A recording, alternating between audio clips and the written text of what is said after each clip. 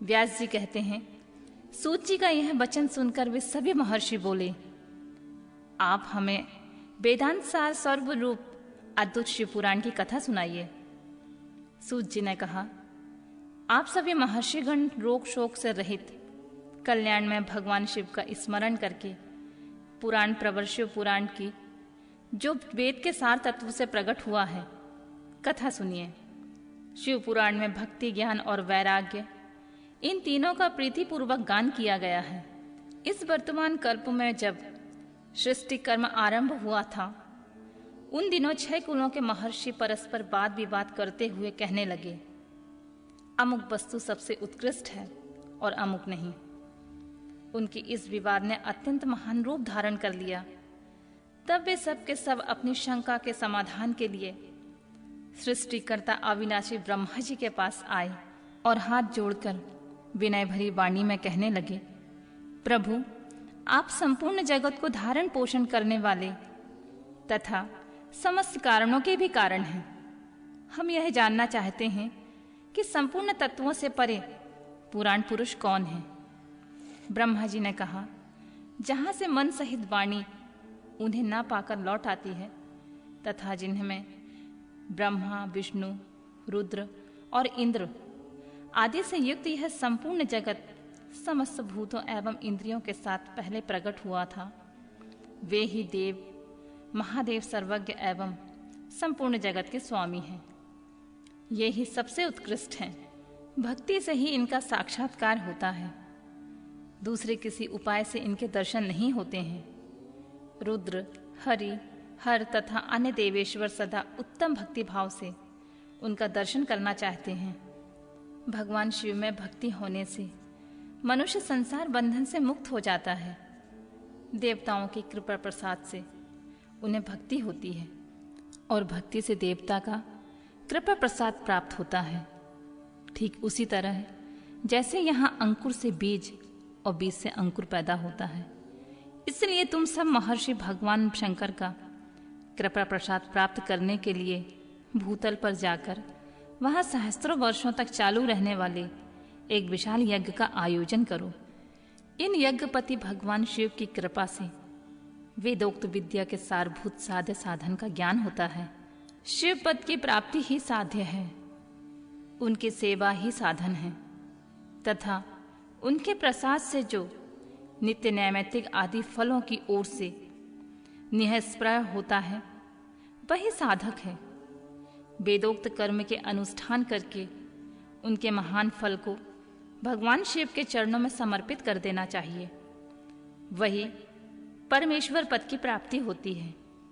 वही सालोक्य आदि के क्रम से प्राप्त होने वाली मुक्ति है।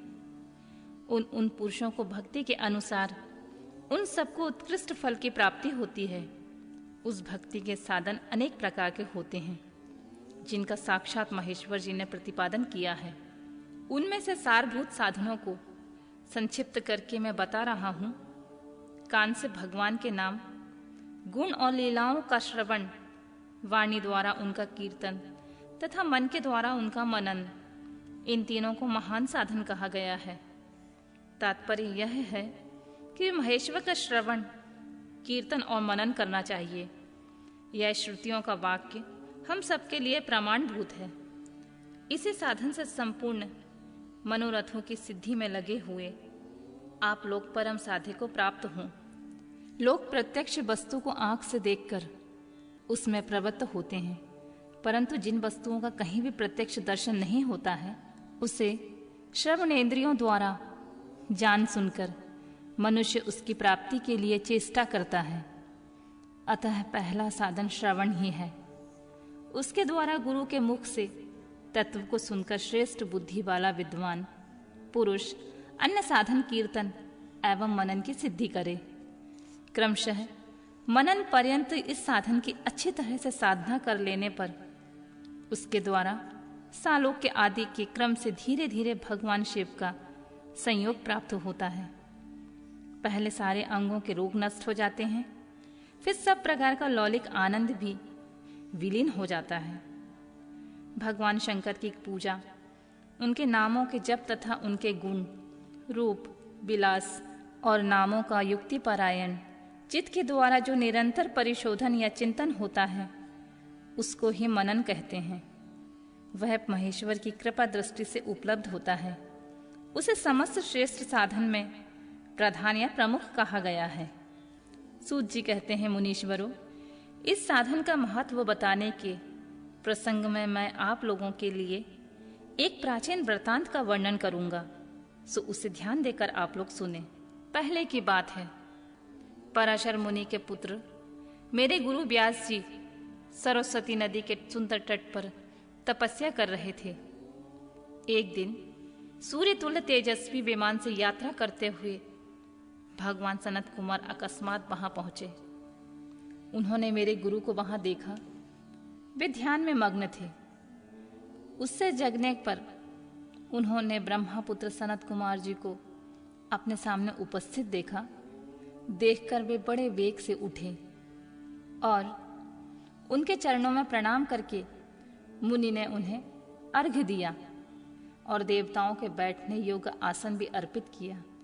तब प्रसन्न हुए भगवान सनत कुमार विनीत भाव से खड़े हुए व्यास जी से गंभीर वाणी में बोले, मुनि, तुम सत्य वस्तु का चिंतन करो। वह सत्य पदार्थ भगवान शिव ही हैं जो तुम्हारे साक्षात्कार के विषय होंगे।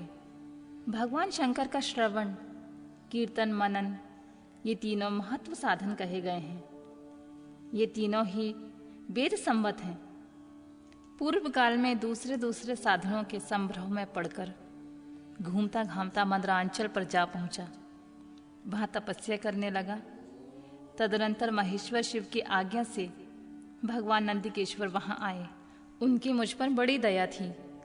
वे सबके साक्षी तथा शिवगणों के स्वामी भगवान नंदिकेश्वर मुझे स्नेहपूर्वक मुक्ति का उत्तम साधन बताते हुए बोले, भगवान शंकर का श्रवण, कीर्तन और मनन, ये तीनों साधन वेद संबद्ध हैं और मुक्ति के साक्षात कारण हैं। यह बात स्वयं भगवान शिव ने मुझसे कही है।